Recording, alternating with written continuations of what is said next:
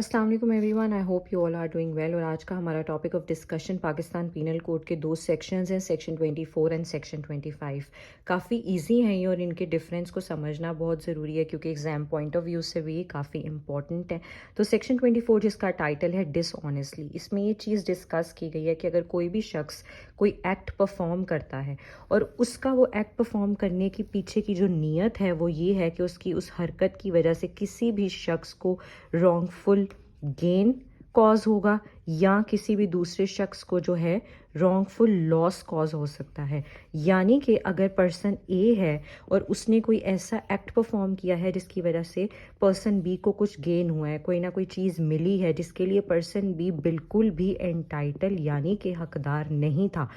तो पर्सन ए ने एक रॉन्गफुल गेन कॉज किया अपने एक्ट की वजह से।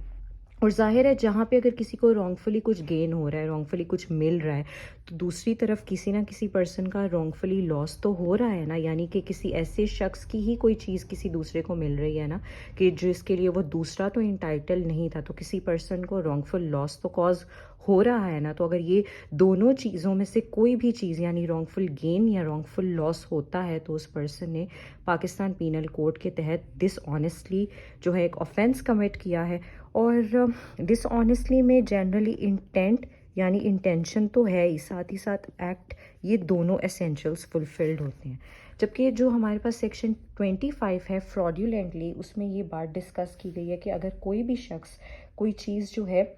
फ्रॉड्यूलेंटली करता है,